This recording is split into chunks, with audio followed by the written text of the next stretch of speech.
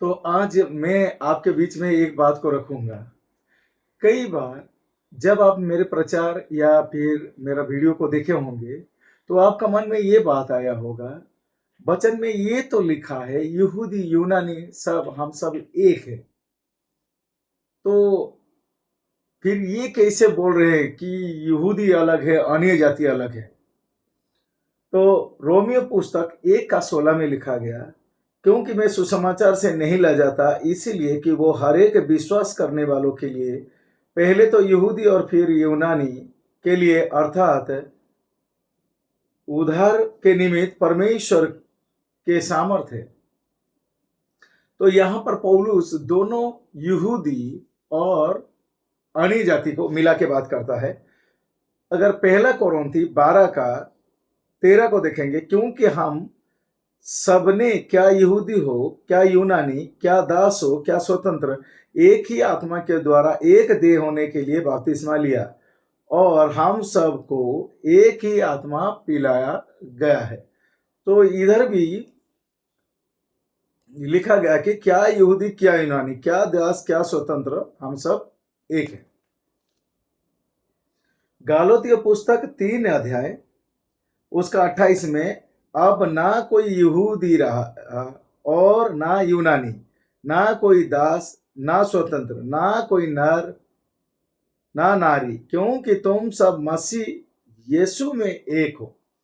तो यही क्वेश्चन आपका मन में आ सकता है कि यहां पर तो एक लिखा गया है, पर मैं आपको ये बात को समझाना चाहता हूं। दूसरा तिमोथी 2:15 के अनुसार, rightly dividing the word of truth, king James version के अनुसार, ये समझाना चाहता हूं कि जो एकता के बाद केवल पौलुस के प्रचार में ही दिखाई देता है।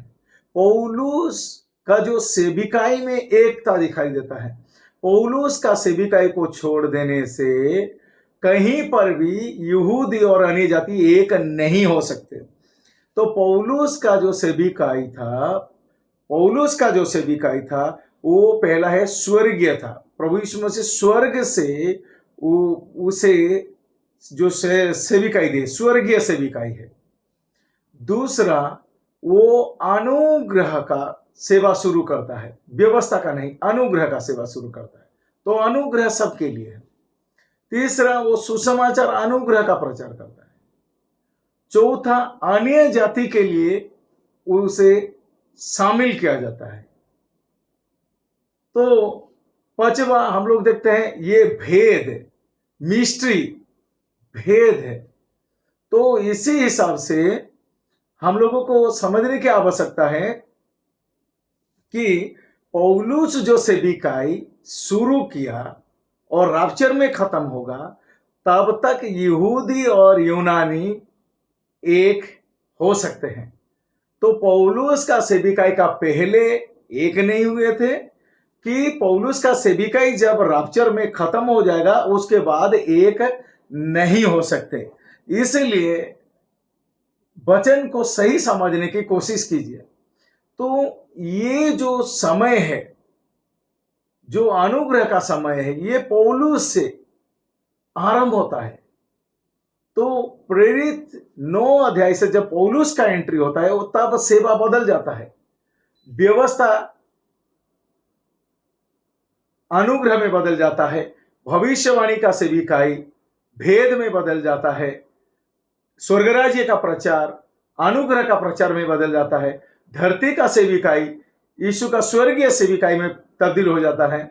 और पहले जो यहूदी लोगों के बीच में हो रहा था, बाद में अन्य जाति के बीच में भी वो होने लगा, और पौलुस को अन्य जाति का प्रेरित ठहराया गया। इसलिए आप बोल तो रहे हो वचन के अनुसार कि हम सब एक है, पर आपको पता नहीं है ये जो एकता का एक समय सीमा है।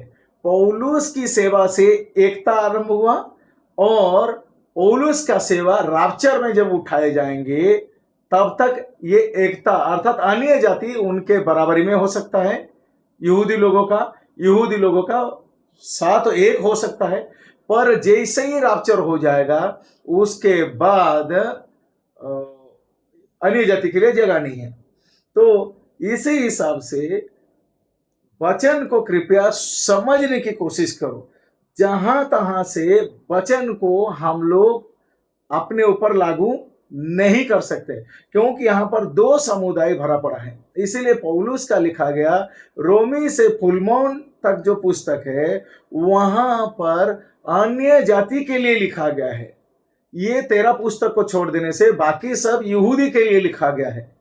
पर हम लोगों का समस्या यह है, हम लोग सोचते हैं कि बाइबल का आरंभ से, उत्पत्ति से लेके प्रकाशित वाक्य तक हम लोगों के लिए, अन्य जाति के लिए लिखा गया है। नहीं, अन्य जाति के साथ काम पौलुस के जरिए से शुरू हुआ और पौलुस का सेवा राप्चर में खत्म होगा और राप्चर में अन्य जाति के साथ भी रिश्ता खत्म।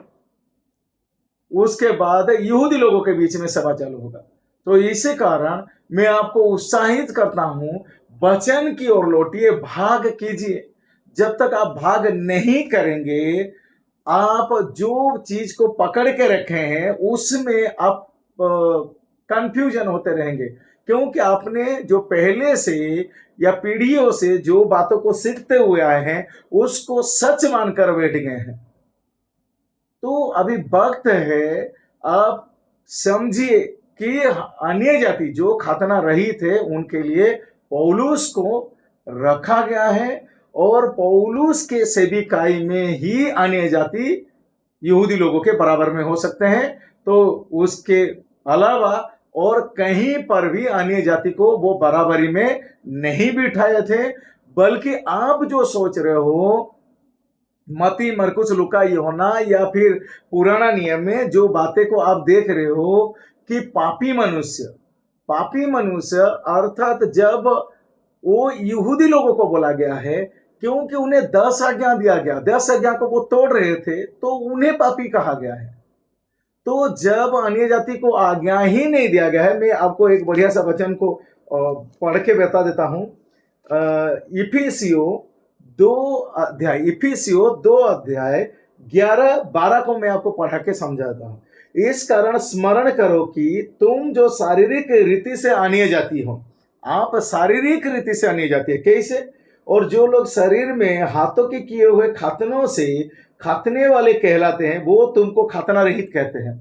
तो पहला शारीरिक रीति से आप अन्य जाति है। कैसे?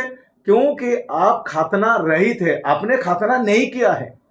तो फर्स्ट चीज, अगर आप खतना नहीं किया है तो आपको वचन को समझने की जरूरत है, क्योंकि आप यहूदी नहीं हो, आपका पूर्वजों यहूदी इजरायली नहीं है।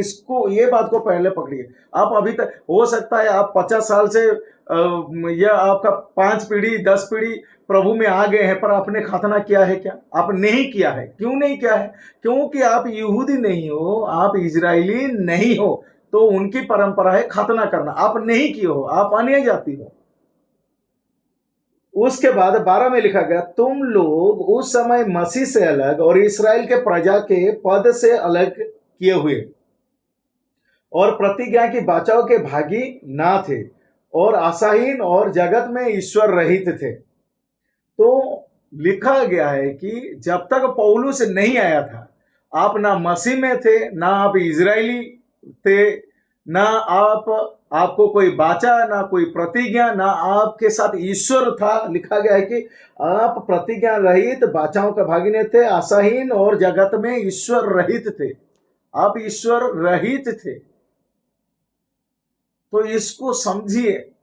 तो जहां तहां से आप पकड़ के, नहीं मेरे लिए भजन संगीता से लिखा गया है, मेरे लिए ईसाई से लिखा गया है, मेरे लिए प्रकाशित वाक्य से लिखा गया है, वैसे ना करे। ये 13 पुस्तक रोमी से फिलमोन 13 पुस्तक को छोड़ देने से बाकी सब यहूदी के लिए, पुराना नियम भी यहूदी के लिए, नया नियम भी यहूदी लोगों के लिए है।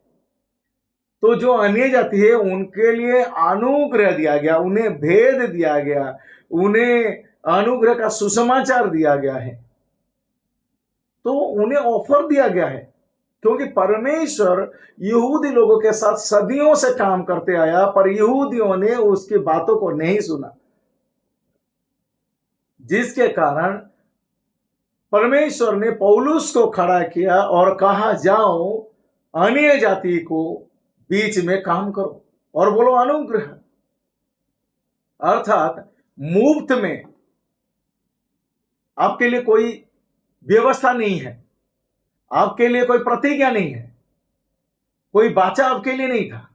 तो पौलुस वो सब चीजों को आपको और मुझे नहीं बोला, बल्कि बोला है कि पहला कोरिन्थी 15 का 1 से 4 के अनुसार क्रूस पर आपके पाप के लिए मूल्य चुकाया गया है।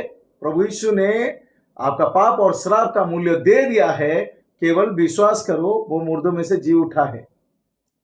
विश्वास करो तब तुम उद्धार पाओगे और तुम नई सृष्टि हो जाओगे। तो नई सृष्टि अर्थात आपका अंदर से नया बन जाता है। जो आदम ने अनाज्ञाकारिता की वजह से जो आत्मा मर गया था, अभी पौलुस के सुसमाचार के कारण वो आत्मा जिंदा हो जाता है।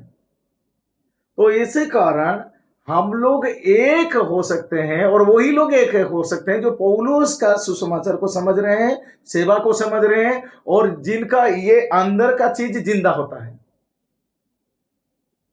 और उसी में ना कोई यहूदी ना कोई अन्य जाति नहीं, बल्कि सब मसीह का देह ठहरते हैं, बॉडी ऑफ क्राइस्ट। तो पौलुस का सेविकाई था मसीह का देह का निर्माण करना। इसी हिसाब से मैं आपको उत्साहित करना चाहता हूं कि एक है हम लोग प्रभु में, यहूदी अन्य जाति हम सब एक है। पर वो पौलुस का सेवा आरंभ से लेकर राप्चर तक हम लोग एक हो सकते हैं। ना अतीत में एक हुए थे, ना भविष्य में एक हो सकते हैं, क्योंकि अतीत वो यहूदी लोगों के बीच में सेवा था, भविष्य भी यहूदी लोगों के बीच में सेवा रहेगा। इसीलिए अपना मन को कठोर ना करिए, बल्कि अपने प्रेरित पौलुस के बातों को समझने के प्रयास कीजिए। मेरा विश्वास है जो प्रभु पौलुस को ये भेद की बातें प्रकट किया जो सनातन से छिपा था, वही प्रभु आपका विचार को खोले ताकि आप समझने पाओ। नहीं तो मैं कुछ भी नहीं हूं, मैं आपको समझाने नहीं सकता हूं, बल्कि वो प्रभु जो सबका समझ को खोलने वाला है, वही आपको खोले ताकि आप समझने पाए। धन्यवाद।